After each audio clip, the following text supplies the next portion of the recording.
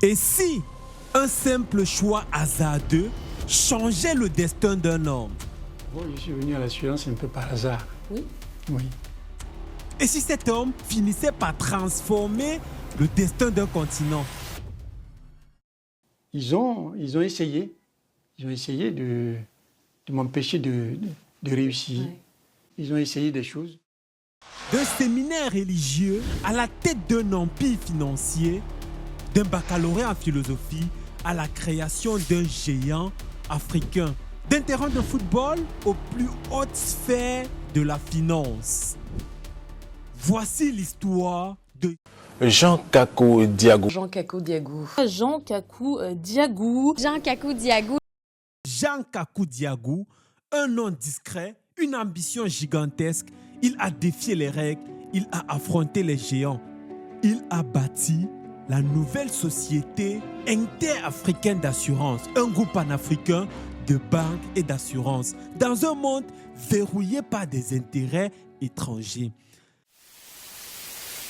Nous avons tenu à ce que dans chaque filiale, il y ait des actionnaires locaux. Nous leur réservions environ 30% du capital.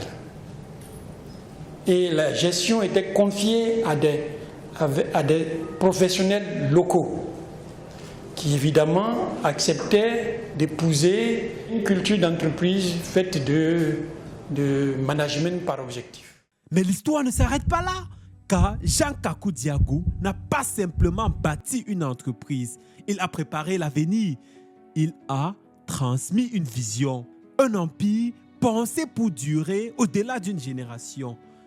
Aujourd'hui, sa fille Janine Kakou Diagou prend le relais. Elle incarne cette nouvelle génération d'Africains prête à faire rayonner le continent avec les outils que leurs aînés ont forgés. Mais alors, une question demeure. À qui appartient vraiment la NCA aujourd'hui? En 2025, est-ce encore un fleuron africain? Ou a-t-il été englouti, comme tant d'autres, par des logiques de marché? Dans cette vidéo, vous découvrirez l'histoire intime d'un entrepreneur visionnaire, la naissance d'un géant de la finance africaine et une question essentielle. La nouvelle société interafricaine d'assurance est-elle encore une entreprise africaine? Restez avec nous, car au-delà des chiffres, au-delà des titres, il y a une histoire de famille, un combat pour l'indépendance économique et une leçon universelle sur la foi, la résilience et l'Afrique qui décide son propre avenir. Installez-vous bien, l'âge d'or africain, c'est maintenant.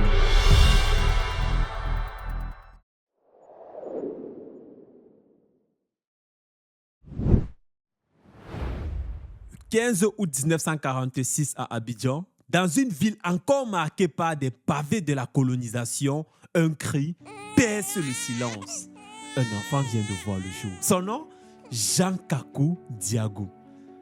Nous sommes à une époque charnière. Le pays vit encore sous le joug de la France coloniale. Les opportunités pour les Africains sont rares et le monde des affaires est un territoire interdit, réservé à une poignée de familles et aux intérêts européens.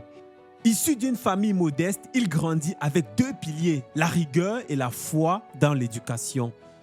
Son père, fonctionnaire, lui transmet la valeur du travail bien fait. Sa mère, femme de caractère, lui apprend la discipline, la dignité et le sens des responsabilités. Très tôt, Jean observe, il écoute, il questionne. Tandis que d'autres enfants rêvent de ballons ronds, lui se passionne pour des discussions d'adultes, économie, commerce, politique. Un esprit en avance. Il grandit entre des valeurs traditionnelles du village et la rigueur du séminaire de Yopougon. Là-bas, il décroche un baccalauréat en philosophie. Et tout semble l'orienter vers deux voies, le sacerdoce ou le football. Et le foot, c'était mon sport favori. En terminale, j'étais à la fois entraîneur et joueur. Ah oui. Oui. Ça rigole plus là.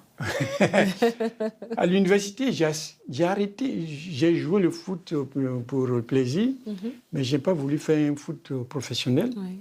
J'ai refusé toutes les avances des équipes. Ça a été une option.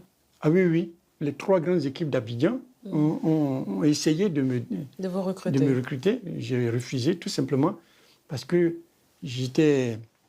dans ma tête, j'étais bien calé qu'il fallait finir mes diplômes d'abord, après on verra. Mais le foot est resté, j'ai joué au foot jusqu'à 60 ans. Il avait une autre vision, une ambition plus grande. À la fin des années 60, il choisit un autre chemin, l'économie, la stratégie, la construction. Il s'inscrit à l'université d'Abidjan en pleine époque de renouveau, alors que le président Félix Houphouët-Boigny impulse la formation d'une élite africaine. Là, Jean découvre les grands mécanismes financiers. Il étudie les institutions, il observe comment les pays développés protègent leurs entreprises avec des banques solides et des assurances robustes. Et une idée germe. Il ne veut pas seulement faire carrière, il veut bâtir une institution africaine indépendante, durable, visionnaire. Il tisse ses premiers liens, professeur, économiste, jeune entrepreneur. Il comprend que le savoir, c'est le pouvoir. Et que les relations sont le levier de toutes les réussites. Déjà, il pense en bâtisseur. Déjà, il rêve plus grand que son époque. La suite, ce rêve va bientôt prendre forme et changer à jamais le visage de la finance africaine.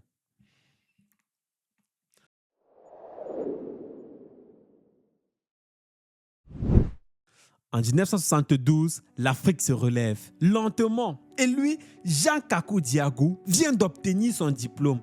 Il fait ses premiers pas à Paris, chez SIA, branche de l'Union des assurances de Paris, actuellement connue sous le nom AXA. Chef de service, rien de plus. Mais derrière ce poste ordinaire, une révélation. L'assurance, c'était bien plus qu'un métier, c'était un levier, un outil de souveraineté. D'abord, je suis venu à l'assurance un peu par hasard. Oui. Oui. Donc, au départ, je n'avais pas l'ambition de rester à l'assurance. Oui. Mais l'appétit vient en mangeant. Je me suis pris au jeu. Et très rapidement, 3 ans après mon arrivée, j'ai eu une promotion qui m'a permis de voir d'autres éléments du métier qui m'ont conforté dans l'idée que c'était un métier très enrichissant. Ça m'a plu. Quelques années plus tard, il rentre au pays. Retour en Côte d'Ivoire, retour aux racines. Mais pas pour y rester spectateur. Il grimpe vite, très vite. En 1981, directeur général de l'Union africaine, filiale de l'Union des assurances de Paris. En 1992, administrateur, puis vice-président. Il est au sommet, du moins en apparence. Car Jean Kakou Diagou ne court pas après les titres. Il poursuit une vision. Il rêve plus grand. Il rêve d'un marché africain indépendant, intégré. Un marché qui n'obéit plus aux règles de l'extérieur. Il veut bâtir un géant africain par les Africains pour les Africains. Il contribue à la rédaction du Code CIMA, Conférence interafricaine des marchés d'assurance, fondement légal de l'assurance dans 14 pays d'Afrique francophone. Il comprend alors une vérité puissante. L'Afrique n'a pas seulement besoin de lois, elle a besoin de leaders, d'opérateurs panafricains enracinés dans la réalité du continent. C'est ainsi que naît NSIA, nouvelle société interafricaine d'assurance. Pas une simple entreprise, un manifeste, un symbole. Une Afrique qui s'affirme, qui construit, qui rayonne. Mais il ne s'arrête pas là. Jean Kakou Diagou ne rêve pas seulement d'assurance.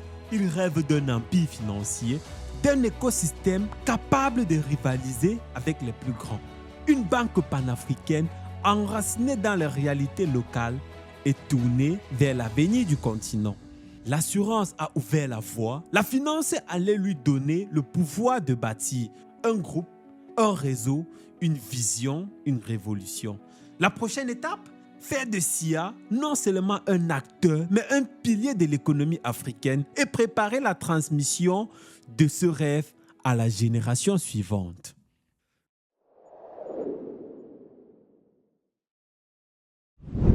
Jean Kakou Diagou, 20 ans d'expérience, une vision et une foi inébranlable.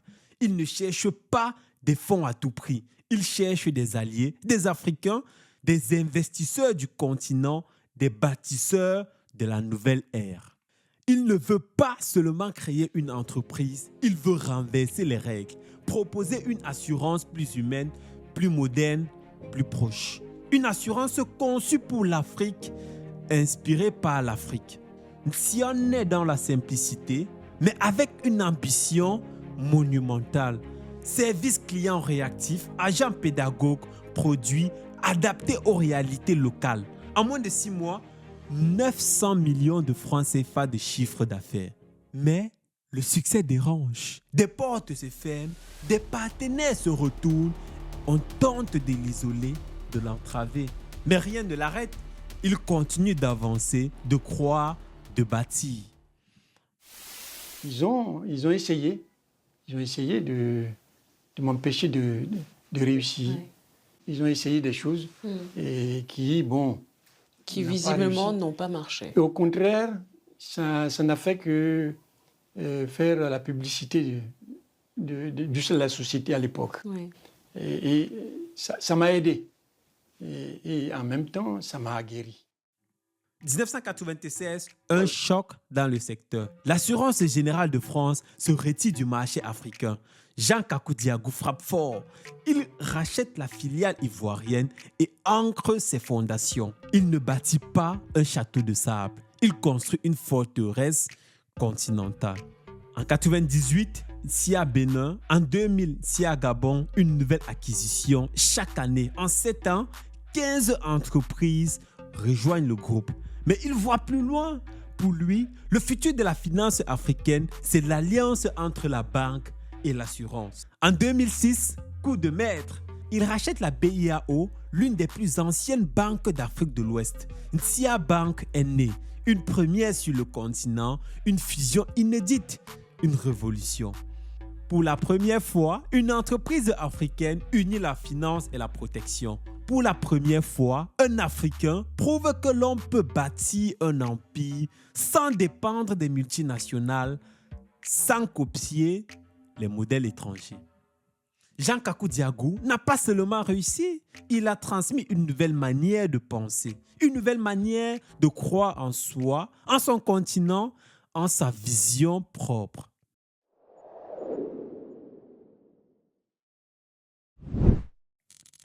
SIA, 3 lettres, un modèle inédit en Afrique francophone. Bien plus qu'une entreprise, c'est une vision stratégique, un système intégré, une mécanique de précision pensée pour durer. D'un côté, la banque, compte courant, crédit, financement. De l'autre côté, l'assurance, la santé, l'automobile, la retraite, la prévoyance. Mais le vrai coup de génie, c'est la synergie. Un client bancaire devient assuré, un assuré devient client bancaire. 2 piliers qui s'alimentent se complètent.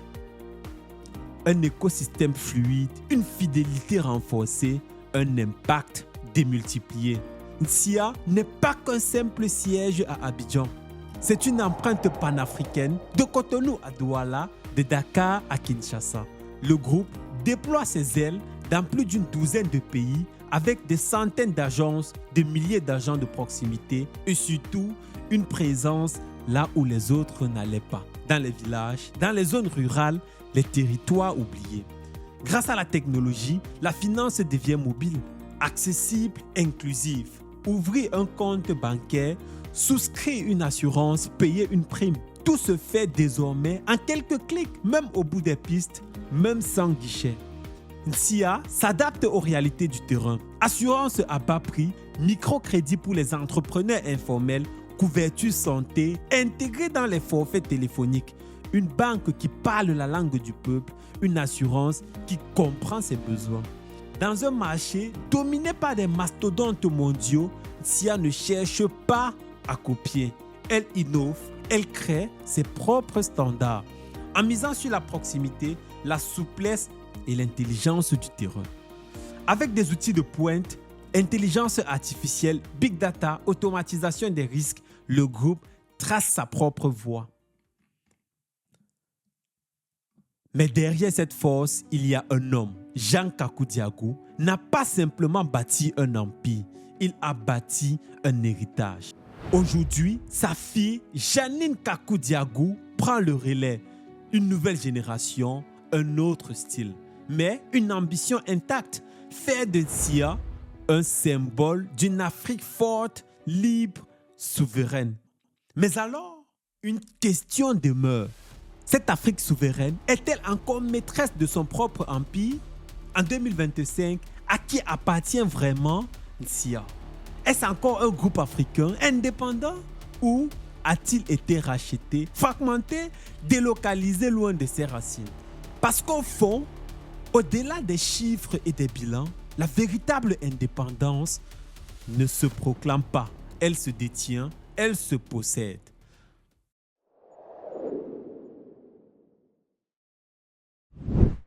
Transmettre un empire, ce n'est pas simplement passer le témoin, c'est garder la vision, c'est consolider les fondations, c'est protéger l'avenir. En 2024, un tournant décisif s'opère au sommet du groupe SIA. La famille Diago, via sa holding Mandima, décide de reprendre le contrôle total de l'histoire qu'elle a elle-même initiée. Elle rachète les parts de la Banque nationale du Canada et fait passer sa participation de 46 à près de 69% dans les actions SIA, la maison mère du groupe. Mais ce renouvellement n'est pas qu'une opération de capital, c'est une déclaration, une démonstration silencieuse mais puissante. L'Afrique peut bâtir, l'Afrique peut posséder, l'Afrique peut diriger ses propres géants. Ce n'est pas qu'un simple choix de gestion, c'est un acte de foi, une prise de position, un message envoyé à toute une génération. Notre avenir, c'est à nous de le posséder. Aujourd'hui, l'empire se transmet, mais pas comme un souvenir, comme un signal. De père en fille, l'histoire se prolonge. Et ce qui était un héritage devient un symbole. Celui d'un groupe africain solide, uni et plus que jamais entre des mains africaines.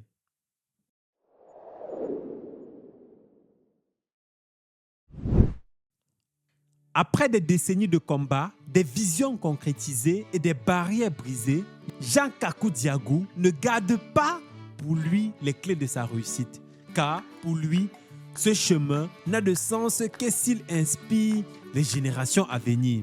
Celles qui rêvent, qui doutent parfois, mais qui, comme lui, peuvent transformer un rêve africain en réalité africaine.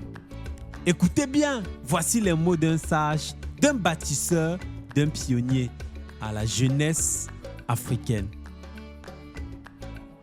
Je conseille aux jeunes de ne pas attendre mon âge pour se lancer dans l'entrepreneuriat.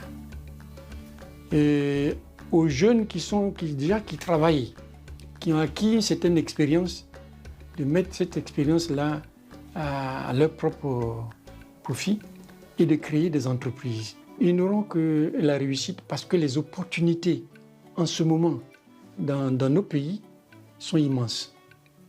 S'ils les laissent passer, ce seront d'autres qui les prendront. Donc c'est très important pour eux de faire en sorte que les entreprises deviennent des entreprises pérennes.